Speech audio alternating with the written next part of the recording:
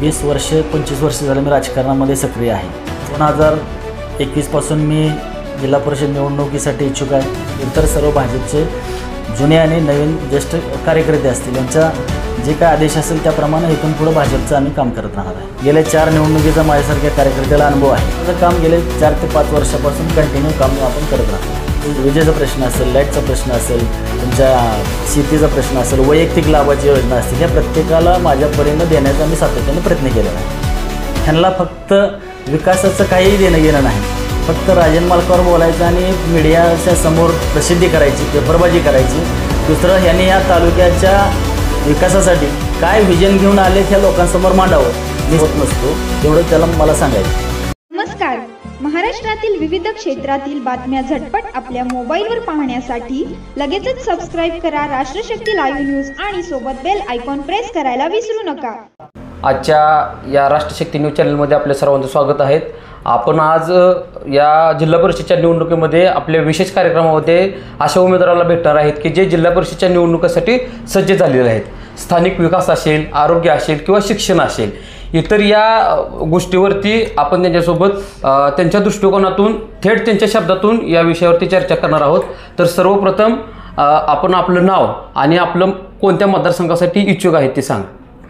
नमस्कार, मी रामदास चौरे, पेनूर जिल्हा परिषद गटामधून मी इच्छुक आहे. बरं, सध्या आपण पेनूर या जिल्हा परिषद गटासाठी इच्छुक आहात. आपलं निवडणूक लढवण्याचं ह्याच्यामागचं कारण काय? गेले 2005 पासून ते आज 20 वर्ष 25 वर्ष झालं मी राजकारणामध्ये सक्रिय आहे. पेनूर ग्रामपंचायतच्या माध्यमातून मी बराचसा विकासात्मक दूरदृष्टी ठेवून काम केलेलं आहे. 2021पासून मी जिल्हा परिषद निवडणुकीसाठी इच्छुक आहे आणि गेले 4 ते 5 वर्षापासून ज्या भागामध्ये आपले जिल्हा परिषद गटामध्ये जे गावं येत आहेत त्या गावामध्ये मी विकास कामं करण्याचा सातत्यानं प्रयत्न केलेला आहे आणि करत राहतो आहे. शिक्षण, आरोग्य आणि पाणी या तुमच्या मतदारसंघातल्या 3 ज्या समस्या आहेत ह्याच्यावरती तुमचं जास्त प्राबल्य कशावरती असेल? शिक्षण आणि पाणी या दोन्ही विषयावरती. सध्या आताच्या घडीला तुम्ही राष्ट्रवादी काँग्रेस पक्षाचे काम करत होता आणि आता नुकत्याच कालच्या मुंबईमध्ये झालेल्या बैठकीमध्ये सर्व तालुक्याच्या राष्ट्रवादीच्या पदाधिकाऱ्यांनी भाजपमध्ये प्रवेश केला आहे. तर काय असेल आता तुमचं निवडणुकीचं पुढचं धोरण? ह्या जिल्ह्याचे पालकमंत्री आदरणीय गोरेसाहेब, ह्या जिल्ह्याचे अक्कलकोटचे आमदार सचिनदादा कल्याण शेट्टी, या तालुक्याचे भाग्यविधाते आदरणीय राजन मालक, माजी आमदार यशवंततात्या माने, बाळराजे पाटील, अजिंक्य राणा पाटील आणि भाजप पक्षाचे तालुकाध्यक्ष रमेश माने असतील आणि इतर सर्व भाजपचे जुने आणि नवीन ज्येष्ठ कार्यकर्ते असतील यांचा जे काय आदेश असेल त्याप्रमाणे इथून पुढे भाजपचं आम्ही काम करत राहणार आहे. आता येणाऱ्या निवडणुकीत ही जेडपी मध्ये आपल्याच गावातून प्रतिस्पर्धी असणार आहे, याची काय कल्पना आहे का? प्रतिस्पर्धी कोण ना कोण निवडणुकीत उभा राहणार आहे. प्रतिस्पर्धी म्हणण्यापेक्षा आपलं काम आपण करत राहणार आहात. एखाद्या गावात गटबाजी असेल तर त्या लोकांना तुमचं मत घेण्यासाठी तुम्ही कशा पद्धतीत त्यांना सामोरे जाचाल? नाही, गटतट ही प्रत्येक गावामध्ये प्रत्येक ह्याच्यामध्ये असतील, परंतु मला वाटत नाही की मी ज्या निवडणुकीला सामोरं जाईल, गेल्या 4 निवडणुकीचा माझ्यासारख्या कार्यकर्त्याला अनुभव आहे आणि गटतट कुठल्याही प्रकारचं राहणार नाहीत. कारण आपण सर्वसमावेशक काम करणार आहे. कुठल्याही गटातटाचं आपण काम न करता जो व्यक्ती आपल्याशी कामाला येईल त्या व्यक्तीचं काम आपल्याला कशा पद्धतीने सोडवता येईल हीच माझं ध्येय असणार आहे. तालुक्यामध्ये सध्या महायुतीत आहे, मग आता महायुतीचं कसं धोरण असणार आहे? कारण प्रत्येक पक्षातील उमेदवार इच्छुक आहे. मग आता कसं तुमचं धोरण कसं असणार आहे? काय धोरण? जे पक्षश्रेष्ठी जे धोरण ठरवेल, भाजप जे धोरण ठरवेल त्या पद्धतीने आम्ही पुढे जाणार आहे. अशी काय तुमची चर्चा झाली की बाबा तुम्ही आता तयारी करताय, अशी वरिष्ठाकडून काय तुम्हाला तसं काय सांगण्यात आले का काय तिकिटाचंही? नाही, बिलकुल काही नाही आणि त्या संदर्भात मी कधी चर्चा पण केलेली नाही. परंतु माझं काम गेले 4 ते 5 वर्षापासून कंटिन्यू काम आपण करत राहतोय. सध्या तालुक्यामध्ये विविध प्रकारच्या आघाड्या तयार होत आहेत आणि त्या आघाड्यांच्या मार्फत आता काय चित्र स्पष्ट होईल तालुक्यामध्ये की कोण कोणासोबत येईल किंवा स्वतंत्र लढेल असं काय वाटतंय तुम्हाला? नाही, प्रत्येकाचा प्रश्न आहे तो, आपण कसं सांगू शकतो त्या गोष्टी? सध्या आता तुमचे मामा मानाजी बापू माने यांनी पाठीमागच्या विजयराज डोंगरे यांच्या संकल्प मेळाव्यात सांगितलं होतं की आमचा विक्रांत माने हा रामदासभाई चौरे यांच्यासोबत आहे आणि आम्ही आणि अनगरकरांचं काहीतरी जुळलेलं आहे, अशा लोकांच्या वावड्या उठलेल्या आहेत. परंतु विक्रांतनं हा केलेला पोरकटपणा आहे, याच्याविषयी काय मत आहे तुमचं? नाही, पोरकटपणा म्हणण्यापेक्षा ते आता वयाने 38-40 वय आहे त्यांचं आणि ते त्या जिल्ह्याचे राष्ट्रवादी युगचे अध्यक्ष राहिलेले आहेत. ते पण या सक्रिय राजकारणामध्ये आहेत, बापूसुद्धा सक्रिय राजकारणामध्ये आहेत. परंतु गेल्या 2-3 महिन्यापासून आपल्या माध्यमातून आपण बघताय, मीडियाच्या माध्यमातून असेल, ते आमदार राजन मालकांचे, बाळराजे पाटलांची, अजिंक्यराणा पाटलांची सातत्याने भेट घेत आहेत. त्यामुळे ते त्यांच्यासोबत राहतील अशी अपेक्षा आहे माझी. मग आता जर तुमची उमेदवारी फायनल झाली तर तुमच्याशी म्हणजे मदत करतील का तुम्हाला? तुमच्यासोबत येतील का? नाही, माझ्या अपेक्षा येतील. शेवटी तो त्यांचा निर्णय आहे. पण विक्रांत माने असतील, वरिष्ठ नेतेमध्ये जे काय चर्चा झाली मला माहीत नाही. तुमची काय चर्चा?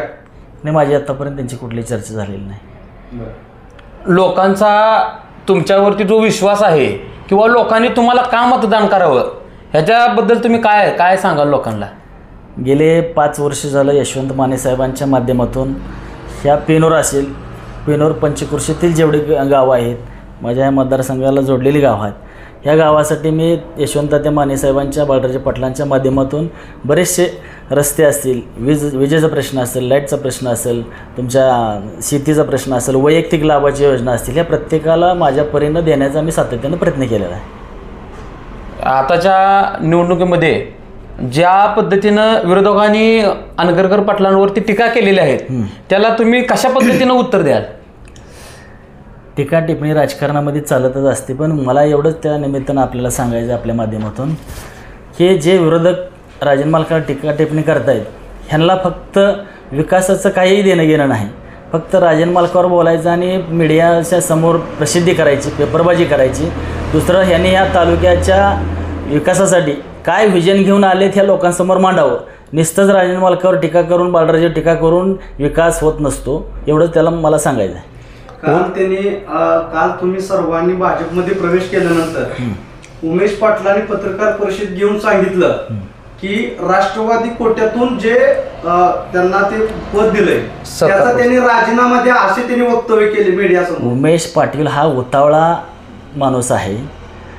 त्याला एवढंच मला सांगायचं आहे, उमेश पाटील, आपण BSc ॲग्री शिक्षण झालेलं आहे. आपण ह्या तालुक्यासाठी, ह्या शेतकऱ्यासाठी आपलं ज्ञान तिथं पाजळावं. व्यक्तिगत राजन मालकावर सातत्यानं टीका करून, त्यांच्यावर सारखं बोलून हे लोकांना आता माहीत झालेलं आहे. हे नुसतं पोपटासारखं बोलतो पण काम शून्य आहे. ह्या व्यक्तीनं राजन मालकावर असेल, बाळराजेवर असेल, यशवंत माने साहेबावर असेल, एवढं विकास कामं त्यांनी केलेले आहेत का? किंवा कुठली विकास कामं आत्तापर्यंत तुम्ही केलेत? फक्त माईक आला की त्यांच्यावर बोलणे ह्याच्याशिवाय दुसरं काही नाही. लोक ह्यांना कटाळेत. हे नुसतं पोपटावाने बोलण्याशिवाय दुसरा कुठलाही उद्योग हे उमेश पाटील करत नाहीत. आणि राहिला प्रश्न तुम्ही म्हणताय राजीनाम्याचा, राजन मालक ही स्वाभिमानी नेते आहेत. त्यांना माहीत नसेल, त्यांनी आदल्या दिवशीच त्या ठिकाणी मुख्यमंत्री साहेबांकडे तो अजितदादानं जे त्यांना महामंडळ दिलं होतं त्याचा राजीनामा त्यांनी आदल्या दिवशी दिलेला आहे. आणि तो पत्रकार परिषद काल घेऊन वक्तव्य करतात की अजितदादांनी दिलेला पदाचा राजीनामा द्या. तुम्ही जरा माहिती घेऊन बोलायला शिकत जावा. आम्हाला तेवढंच त्या ठिकाणी उमेश पाटलाला सांगणं आहे. शासनाच्या कोणत्या योजनांचा लाभ लोकांपर्यंत पोचत नाही आणि ते तुम्ही कशा पद्धतीनं लोकांना त्या योजनांचा लाभ पोचवचाल? नाही, विविध योजना आपण जिल्हा परिषदेच्या माध्यमातून असेल, पंचायत समितीच्या माध्यमातून असेल, विविध ज्या काही सामान्यपर्यंत ज्या योजना आपल्याला द्यायच्या आहेत त्या आम्ही बरेचशे वेळा इथं आरोग्य कॅम्प घेतलेले आहेत, वैयक्तिक कॅम्प घेतलेले आहेत. प्रत्येक लाभार्थ्यांना प्रत्येक योजनेचा लाभ, शासकीय योजनेचा लाभ घेण्याकरता मी गेले 5 ते 10 वर्ष झाले ह्या गावामध्ये कॅम्प घेऊन त्या ठिकाणी देण्याचा प्रयत्न करतो आहे आणि इथून पुढच्या काळामध्ये सुद्धा राहणार आहे. आपले जे सहकारी राहिलेले आहेत चरणराव चौरे, त्यांची पण या निवडणुकीत उतरण्याची तयारी आहे. काय वाटतं त्याबद्दल? नाही, ते उतरतील ना. ते शिवसेना पक्षाचे आहेत, त्यामुळे त्यांना इच्छा असणार आहे. आज आरक्षण ओपन निघालेलं आहे, त्यांनी उभं राहणारच आहेत. गेली 20 वर्ष झालं तुम्ही पेरनूर या गावचं विद्यमान ग्रामपंचायत सदस्य आहेत. आताच्या निवडणुकीला काय वाटते तुम्हाला की लोक अजून तुमच्याशी त्याच पद्धतीनं किंवा त्याच उमेदीनं पाठीशी राहतील? गेले 20 वर्षाच्या राजकारणामध्ये गोरगरीब जनता, कष्टकरी, दीनदलित लोक माझ्यासोबत, माझा स्वभाव असेल, माझं काम करण्याची पद्धत असेल, ह्याला आणि मी कधीही कोणाला फसवणूक केली नाही, कधी कोणाला आरोगंड बोललेलो नाही. त्यामुळं ह्या भागातील जनतेला मी ज्ञात आहे आणि प्रत्येक घरापर्यंत मी पोचल्यामुळं माझा आत्मविश्वास आहे की ह्या लोकांनी मला या ठिकाणी या निवडणुकीमध्ये मला सहकार्याची भावना ठेवतील. हे होते आपल्या पेनूर जिल्हा परिषद गटाचे इच्छुक उमेदवार रामदास चौरे. नव्या आशेने आणि नव्या प्रेरणेने जगासमोर किंवा या आपल्या मतदारसंघासमोर आपला चेहरा आणि आपलं व्यक्तिमत्व आजमावण्यासाठी आपल्या मतदारसंघातून इच्छुक उमेदवार आहेत. तर त्यांच्यासोबत आपण खास बातचीत केलेल्या आहेत. परत एकदा आपण त्यांनी आपल्याला वेळात वेळ दिला त्याबद्दल आम्ही त्यांचं धन्यवाद मानतो.